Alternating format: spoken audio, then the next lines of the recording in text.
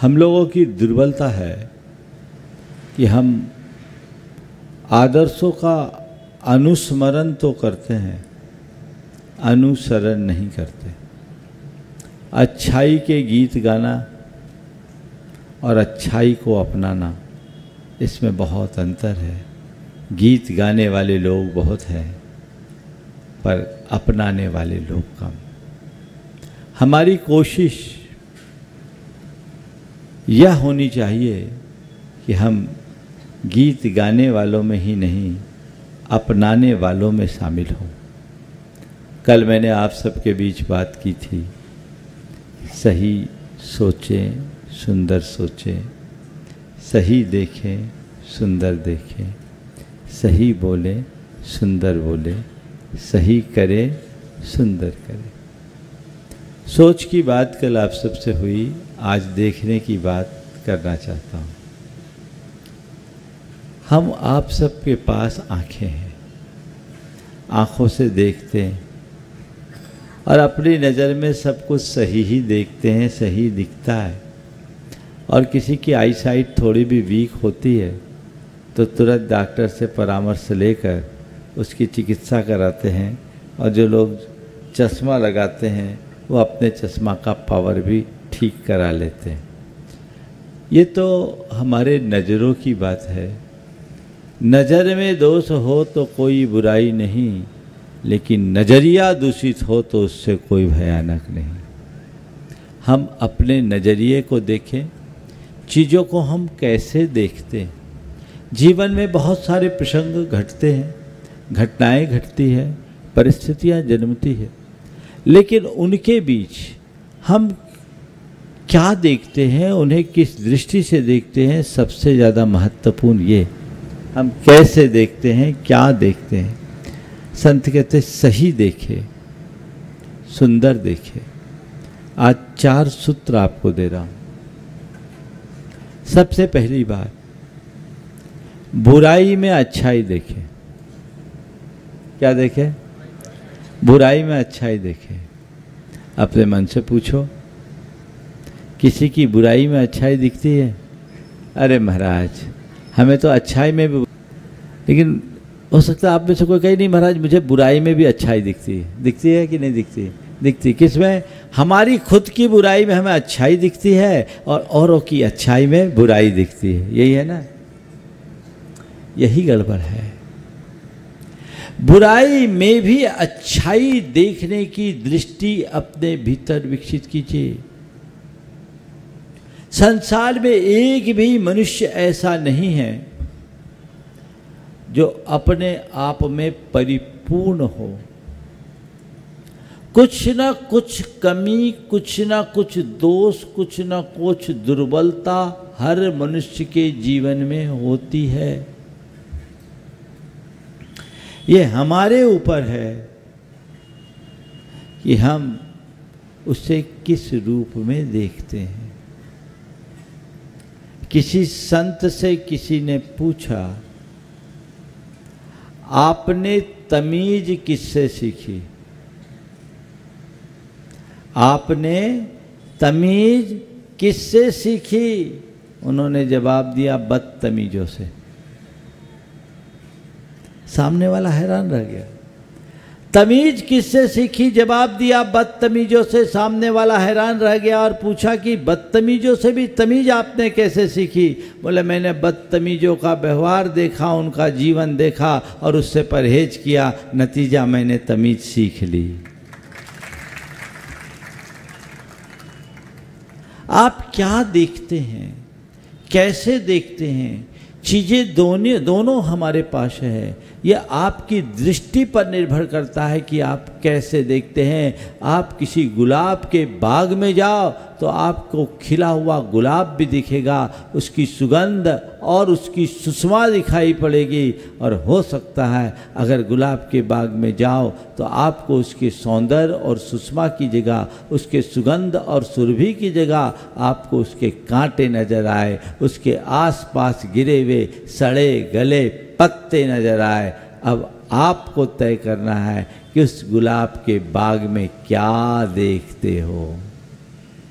और सच्चाई यही है कि किसी भी गुलाब में देखो तो फूल तो 2, 4, 10 मिलेंगे, कांटे अनेक मिलेंगे। पर तुम किसे देखते हो? तुम्हारी दृष्टि किस पर है? तुम्हें फूल नजर आते हैं या कांटे? संत कहते हैं जीवन की बगिया में जब भी तुम प्रवेश करो तो केवल फूल चुनो, कांटों को नज़रअंदाज करो। जो फूल चुनता है वही अपने जीवन को आगे बढ़ा पाता है, और जो केवल और केवल कांटों पर नज़र रखता है उसका जीवन उलझ करके रह जाता है। एक निश्चय करे कि मुझे किसी के जीवन में भी अच्छाई देखनी, बुराई नहीं। मनुष्य के अंदर बुराइयां तो है, पर हम इतना ही कहेंगे कि अगर अपने अंदर झांक कर देखें तो हो सकता है उससे भी ज़्यादा बुराई हमारे भीतर हो। हम लोगों ने बचपन में ये दोहा सुना है, बुरा जो देखन मैं चला, बुरा न मिलिया। थोड़ा जोर से बोलो, सबको रटा हुआ है। बोलो, जो दिल खोजा अपना। अगर मैं आपसे कह दूं तुम बहुत बुरे हो, अच्छा लगेगा? बुरा लग जाएगा। कहने को तो कह रहे हो, जो दिल खोजा अपना, मुझसे बुरा ना कोई, लेकिन सच्चाई ये है कि तुम्हारी एक ही चेष्टा है, इस धरती पर मुझसे अच्छा और कोई नहीं। ये सोच बदलनी चाहिए। औरों की अच्छाई देखो, औरों में अच्छाई देखो, अपनी खामियां देखो, अपनी कमियां देखो, अपनी गलतियां देखो, अपनी बुराइयां देखो, उन्हें दूर करो, जीवन निखरेगा। आगे बढ़ने की कोशिश होनी चाहिए। कोई भी बुराई हो उसमें हमें अच्छाई देखना है। किसी व्यक्ति में कोई दोष हो, कोशिश करो दोष को अनदेखा करके उसके गुणों को देखने की। किसी ने कोई गलती की, गलती को अनदेखा कर उसकी अच्छाई को देखो। और कदाचित किसी की कोई बुराई हो भी, घर परिवार हो या समाज, क्रिटिसाइज मत करो, क्रिटिसाइज मत करो, क्रिटी गाइड करो। क्या बोला मैंने? क्रिटिसाइज नहीं, क्रिटी गाइड। क्रिटिसाइज और क्रिटी गाइड में क्या अंतर है जानते हैं? किसी ने कोई गलती की, आपने उस पर झाड़ लगाई, यही तुमसे कुछ बनता ही नहीं है, तुम्हें तो कुछ आता ही नहीं, तुम तो किसी काम के नहीं। कितनी बार तुम्हें बता दिया, एक काम 10 दफ़े बताने पर भी तुम्हारा ये हाल है, तुम तो गए बीते हो। अगर किसी व्यक्ति से आपने ऐसा बोल दिया, उसके मन पर क्या बीतेगा? हाँ, वो क्षुब्ध होगा। घर में बहू है, पढ़ लिख कर आई है, पढ़ी लिखी बहू जॉब छोड़कर घर में आई, एक गृहिणी की तरह रह रही है। ससुराल आने के बाद अब चौके में जा रही है, पुराना कोई अनुभव है नहीं। अब भोजन बनाया, भोजन में कोई कमी आ गई। अब उससे कहा जाता है इतनी उम्र हो गई, 25 वर्ष की, अभी तक रोटी बनाना भी नहीं सीखी। क्या रोटी जली जली रखी है, कुछ आता ही नहीं।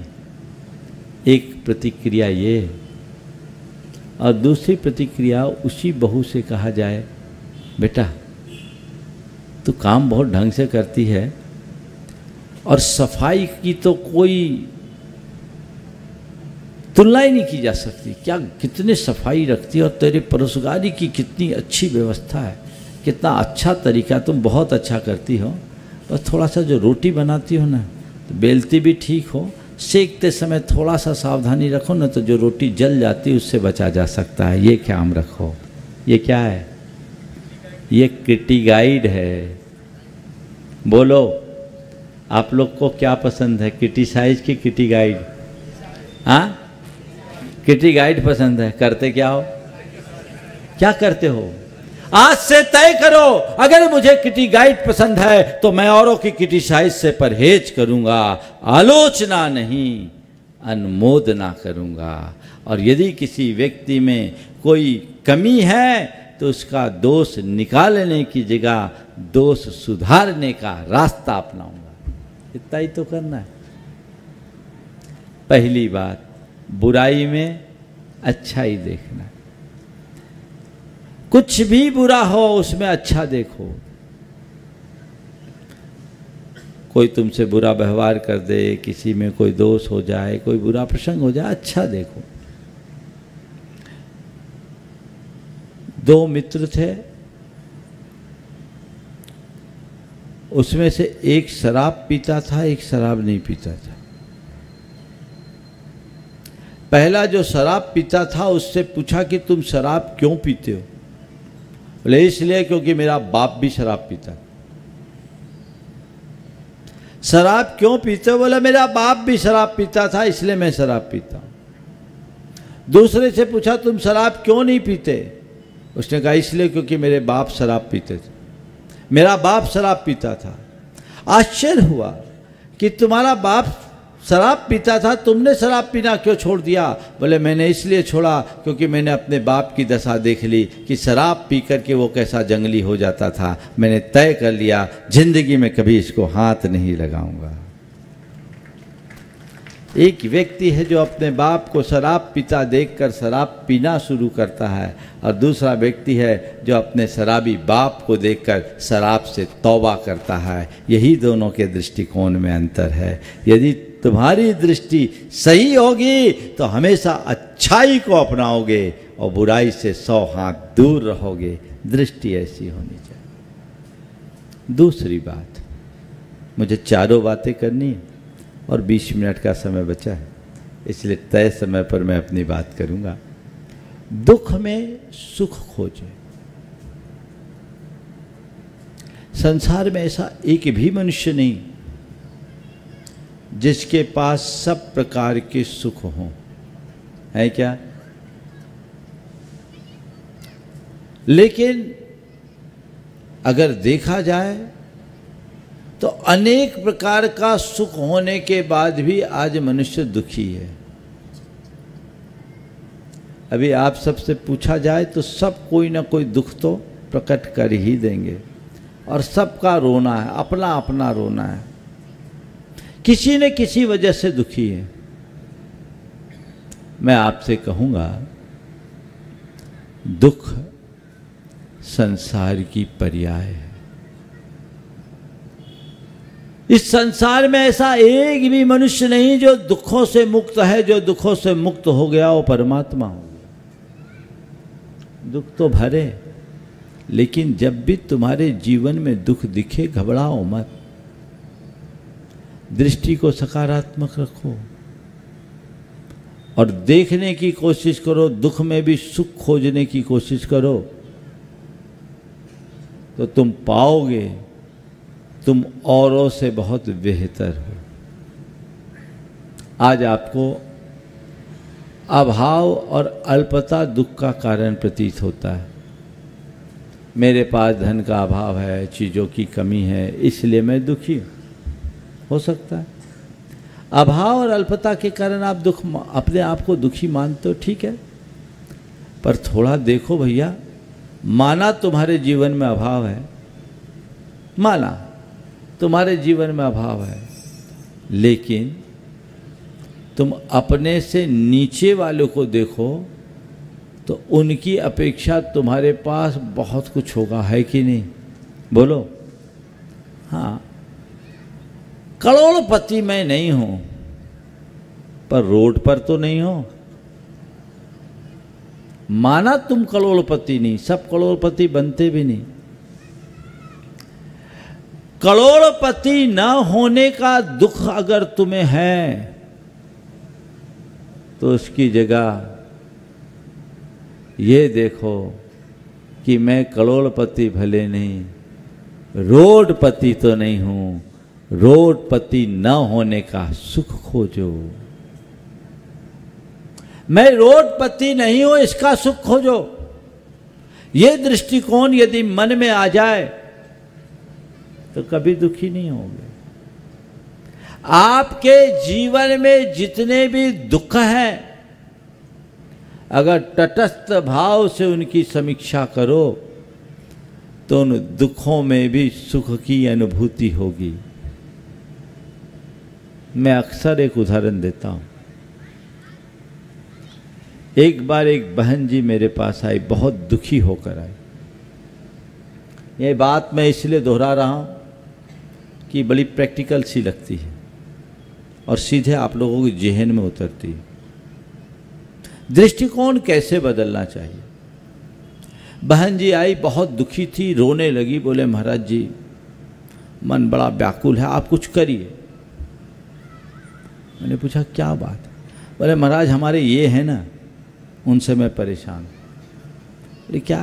बोले महाराज एकदम नास्तिक है, देखिए ना आपका चातुर्मास हो रहा है, सब लोग इतने बढ़ चढ़ करके हिस्सा लेते हैं, ये तो कभी आते ही नहीं। अभी देखिए हाँ इतना बड़ा विधान हुआ, मेरी इच्छा थी, मेरी सारी सहेलियाँ इंद्राणी बनी, पर मेरी मन की मन में रह गई, महाराज को सुनते ही नहीं।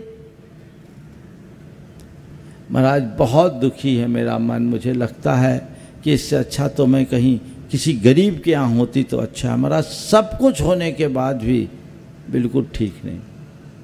मैंने उनकी बात सुनी और उससे पूछा ये बताओ वो धर्म नहीं करते। हाँ महाराज बिल्कुल भी धर्म नहीं करते। तुम्हें तो धर्म करने से नहीं रोकते। बोले नहीं महाराज मुझे रोकते नहीं और मैं रुकने वाली भी नहीं। मुझे रोकते नहीं और मैं रुकने वाली भी नहीं, मैं तो अपना काम करती हूँ। बोले बहुत अच्छा बात है, तुम्हें नहीं रोकते। बोले नहीं महाराज, और आप देखिए अभी मैं शंका समाधान के लिए आई हूँ और उनका खाना बना के छोड़ा, ये अपने आप निकाल के खा लेंगे, मैं कुछ नहीं करती। अच्छा, हमने कहा कोई शराब वराब तो नहीं पीते। महाराज सुपारी तक नहीं खाते। अच्छा, कमाई धमाई की कमी तो नहीं। महाराज कमाई की कोई कमी नहीं, आपके आशीर्वाद से रेलम पेल है। अच्छा, तुम्हारी भावनाओं की कद्र करते कि नहीं। महाराज मैं जो कहूँ सब आगे से आगे तैयार, कोई चीज की कमी नहीं, तुम्हारे लिए कोई रोक टोक कुछ नहीं महाराज, सब कुछ अच्छा है। बस एक ही है कि आप लोगों के पास नहीं आते। मैंने कहा एक काम करो, एक श्रीफल लेकर आओ और भगवान के चरणों में जाके चढ़ाओ और भगवान से आभार व्यक्त करो कि हे भगवान बड़े पुण्योदय से ऐसा पति मिला है, अगले जन्म में भी ऐसा ही पति मिले। मैं महाराज क्या। बोले ये बताओ, तुम कह रही है वो धर्मी नहीं है, माना वो धर्मी नहीं है, पर तुम्हें धर्म से रोकता नहीं, ये कम है क्या। अगर तुम्हें भी धर्म से रोकता होता तो तुम्हारा क्या होता। अगर तुम्हारा पति धर्मी ना होने के साथ शराबी जुआरी कबाबी होता तो तुम्हारा क्या होता। तुम्हारा पति तुमसे रोज मार पीट करता होता तो तुम्हारा क्या होता। तुम्हारा पति अगर कमाऊ नहीं होता तो तुम्हारा क्या होता। तुम्हारा पति यदि तुम्हारी भावनाओं की कदर नहीं करता तो तुम्हारा क्या होता। तुम्हारा ख्याल नहीं रखता तो क्या होता। तुम्हें ये तो दोष दिख रहा है कि मेरा पति धर्मी नहीं है, धार्मिक नहीं है, लेकिन ये नहीं दिखता कि मेरे पति में और पतियों की तुलना में कितनी अच्छाइयाँ हैं, है कि नहीं। पर बताऊं, ज़्यादातर पति और ज़्यादातर पत्नियाँ एक दूसरे से असंतुष्ट ही रहते हैं, उनकी अच्छाइयाँ नहीं दिखती। एक बार कुछ दंपति मेरे पास बैठे थे, बहुत पुरानी बात है। मैंने ऐसी चर्चा में कहा ये बताओ, यदि तुम लोगों से पूछा जाए तो कितनी ऐसी हो जो कहोगे कि अगले जन्म में यही मेरे पति मिले। कितनी। 10-12 बैठे थे और सब प्रबुद्ध थे, और उनसे मैंने जब पूछा कि तुम में से कितनी हो जो ये विचार करोगी, ये भाव रखोगे कि अगले जन्म में यही मेरा पति मिले, एक ने भी हानि कहा। ये तुम्हारी रेपुटेशन है। हकीकत है। और इधर से भी वही हाल है। ये अंदर का असंतोष क्यों? क्योंकि सोच नकारात्मक है, दृष्टि नकारात्मक है, एटीट्यूड उल्टा है। Change the attitude. अपने दृष्टिकोण को बदलिए। चीजों को बदलना हमारे हाथ में नहीं है, पर दृष्टि हमारी है, उसे बदलना हमारे हाथ में है। हम अगर ये दृष्टि विकसित कर ले तो दुख में भी सुख खोजने की क्षमता अपने भीतर विकसित कर सकते हैं, और यही सुखी होने का मार्ग है। ये बात मान करके चलना। दुनिया की ऐसी कोई ताकत नहीं जो तुम्हारी व्यवस्था बदल दे। कोई ऐसी ताकत नहीं जो तुम्हारी व्यवस्था बदल दे, पर तुम में ऐसी सामर्थ्य है कि तुम अपनी अवस्था बना के रखो। व्यवस्था पर तुम्हारा नियंत्रण नहीं, पर अवस्था तुम्हारी है, उस पर तुम्हारा नियंत्रण है। अगर अपने दृष्टिकोण को आपने बदलने की सामर्थ्य विकसित कर ली तो आपको कहीं कोई कठिनाई नहीं होने वाली। तो दुख में सुख खोजना है, सूत्र ही दे रहा हूं मैं। तीसरी बात, प्रतिकूलता में अनुकूलता देखें। कितना भी प्रतिकूल प्रसंग हो, चाहे जैसी प्रतिकूल परिस्थिति क्यों ना हो, उसमें अनुकूलता देखने की कोशिश कीजिए। डॉक्टर राधाकृष्णन जब भारत के राष्ट्रपति हुआ करते थे, एक बार शासकीय दौरे से कार्य से उन्हें अमेरिका जाने का योग बना। अमेरिका गए, अचानक मौसम बिगड़ जाने के कारण उनका विमान निर्धारित स्थान से पहले उतारा गया। सड़क मार्ग से वे सीधे व्हाइट हाउस पहुंचे और प्रोटोकॉल की सारी व्यवस्था ठप्प हो गई, धरी रह गई। उन दिनों वहाँ के राष्ट्रपति मिस्टर कैनेडी थे। उन्होंने अपनी ओर से खेद प्रकट करते हुए कहा कि परिस्थितियां अनुकूल न होने के कारण हम आपका समुचित स्वागत नहीं कर पाए, इसका हमें खेद है। परिस्थितियां अनुकूल न होने के कारण हम आपका समुचित स्वागत नहीं कर सके, इसका हमें खेद है। उस समय डॉक्टर राधाकृष्णन साहब ने जो जवाब दिया वो ध्यान देने योग्य है। उन्होंने कहा, never mind mister president, we can not change the event but certainly change our attitude towards them. राष्ट्रपति महोदय, आप किसी प्रकार का खेद न करें। हम परिस्थितियों को भले नहीं बदल सकते, पर उनके प्रति अपने दृष्टिकोण को जरूर बदल सकते हैं। जब तुम्हें चीजें प्रतिकूल लगने लगे तो उसकी व्याख्या अनुकूल करने लगो। तुम्हारा दुख सुख में परिवर्तित हो जाएगा, अशांति शांति में परिवर्तित हो जाएगी और हाहाकार जय जयकार में परिवर्तित हो जाएगा। पंडित जगन मोहन लाल सिद्धांत शास्त्री ने अपने एक दिन मुझे एक प्रसंग सुनाया। मध्य प्रदेश की बात है, उन दिनों रीवा स्टेट था, मध्य भारत पूरा मध्य प्रदेश एकीकृत नहीं था। रीवा में जैन समाज बहुत ज़्यादा संख्या में नहीं है और वहाँ के कतिपय धर्म विद्वेषी लोग जैनियों की विमान यात्रा का विरोध करते थे। महावीर जयंती पर विमान यात्रा निकलती, जैसे सब जगह निकलती, उसका विरोध करते थे। तो एक बार सारे लोगों ने, अंचल के पूरे बघेलखंड और महाकौशल के लोगों ने तय किया कि हम लोग इस बार रीवा में महावीर जयंती ठाट बाट से मनाएंगे। रीवा महाराज से इसकी अनुमति ले ली गई। पूरे इलाके के जैन समाज वहाँ पहुँची, महावीर जयंती घोषित हो गया, शोभा यात्रा निकाली गई। धर्म विद्वेषियों को ये बात नागवार गुजरी और उन्होंने इसके विरुद्ध स्ट्राइक कर दिया। पूरा मार्केट बंद। भगवान महावीर की जयंती के अवसर पर शोभा यात्रा निकल रही और लोग मार्केट बंद करके एक प्रकार से अपना विरोध प्रकट कर रहे हैं। पंडित जगन मोहन लाल सिद्धांत शास्त्री उसके मुख्य वक्ता थे। सभा में जब वो संबोधन के लिए खड़े हुए तो उन्होंने कहा कि मुझे मेरे गुरु की बात याद आई कि जब परिस्थितियां प्रतिकूल हो तो उसकी व्याख्या अनुकूल करने लगो। परिस्थितियां प्रतिकूल हो तो व्याख्या अनुकूल करो।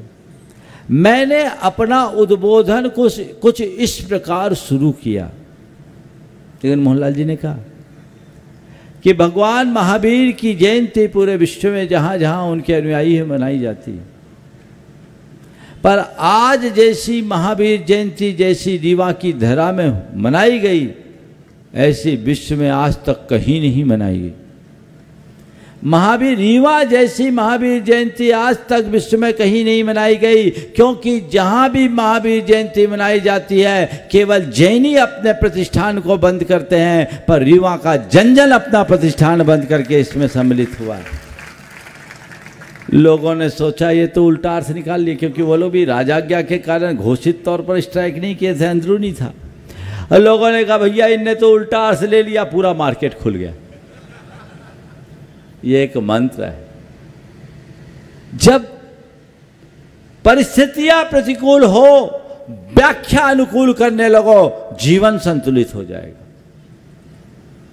ये सूत्र आत्मसात कर लीजिए, यह आपके नजरिए पर है। और चौथी और आखिरी बात, विपत्ति में संपत्ति देखिए। विपत्ति में संपत्ति, विपत्तियां किसी के ऊपर भी आ सकती है। रामचंद्र जी का जब वनवास हुआ, लोगों ने कहा आपको वन में रहना पड़ेगा, राजमहल को छोड़कर कैसे रहोगे?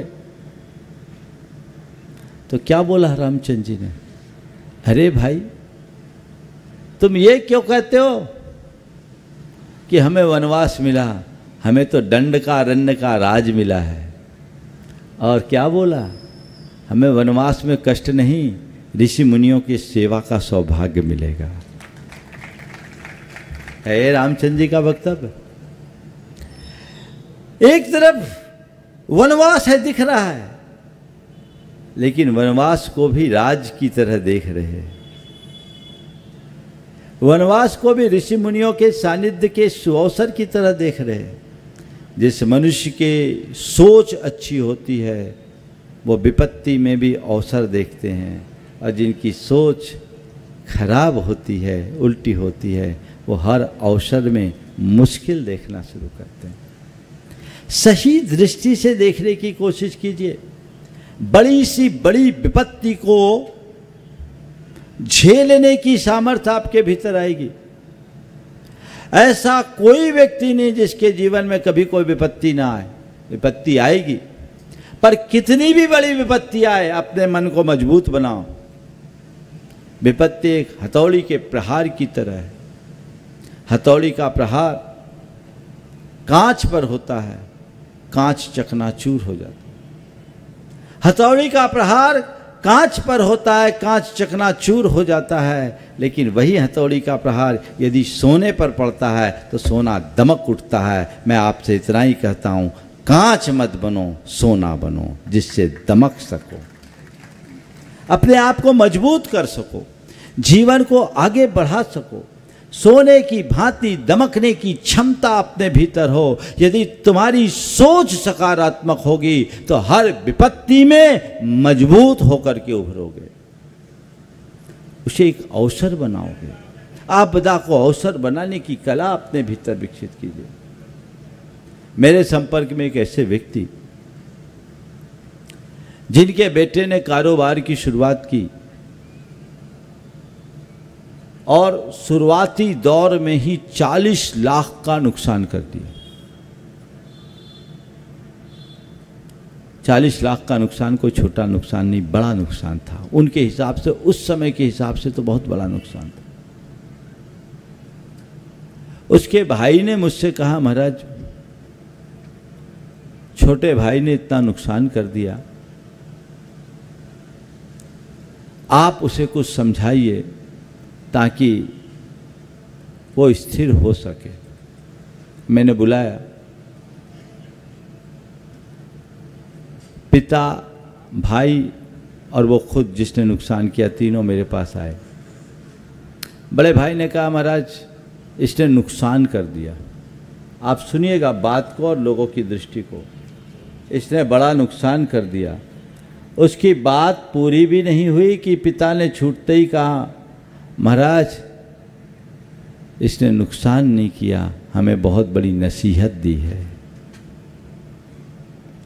वाक्य को सुनिए, इसने कोई नुकसान नहीं किया, हमें बहुत बड़ी नसीहत दी है। इससे कहो नुकसान की कोई चिंता नहीं करे, व्यापार में लाभ और नुकसान तो चलता ही रहता है, इसे नुकसान मानने की जगह नसीहत माने। महाराज जो रुपयों का नुकसान हुआ हमें उसमें कोई क्षति नहीं दिखती, हमें तो इस बात का दुख है कि इसका मन टूट गया है, इसको आप संबोधिए, इसका मन मजबूत हो, रुपये तो हम फिर कमा लेंगे। और मैं तो इतना ही जानता हूँ, जब मैंने अपने कैरियर की शुरुआत की थी मेरे पास कुल 500 रुपये थे, आज मेरे पास पर्याप्त है। और जितना नुकसान हुआ इस नुकसान के बाद भी हमारे पास कोई कमी नहीं है। मैं यही मानता हूँ, इससे ये कहता हूँ कि ये मान हमने अपने जीवन में इतना कम कमाया, हमने अपने जीवन में इतना कम कमाया, अब हमारे पास बहुत अवसर है। अभी तेरी उम्र 35 साल की है, अभी तू चाहेगा तो कम से कम 40 वर्ष तक और काम कर सकता है, इससे कई गुनी संपत्ति खड़ी कर सकता है।